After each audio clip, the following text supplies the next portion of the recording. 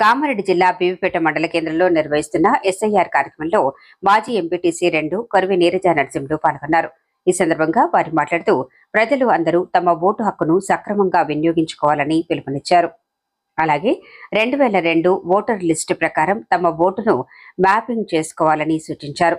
ఒక ఆధార్ ఒక ఓటు అనే నినాదంతో ప్రతి వ్యక్తి తన ఓటరు గుర్తింపు కార్డు తన స్థిర నివాసం ఉంటున్న ప్రాంతంలోనే ఉండేలా చూసుకోవాలని తెలిపారు. ఈ నెల రోజుల పాటు జరిగే ఈ కార్యక్రమంలో మండల ప్రజలందరూ చురుగ్గా పాల్గొని విజయవంతం చేయాలని కోరారు. కార్యక్రమంలో బిఎల్ఓ లక్ష్మణ్, భిక్షపతి, రవి, రేణుక, జమున, చంద్రకళ తదితరులు గ్రామస్తులు పాల్గొన్నారు. పక్కన టీచర్స్ అక్కడ పక్కన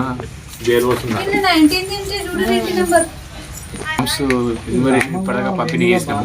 ఆ పంపిణీ చేసినటువంటి ఫారమ్స్ ఫిల్ చేయాలి.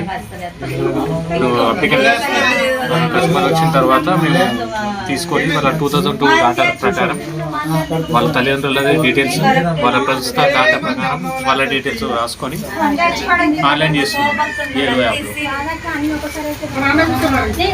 ఈ కార్యక్రమంలో లోకల్ పిఎస్ బిఎల్ఓలు, సెన్సస్ ఆపరేటర్ ప్రభాకర్ పాల్గొన్నారు.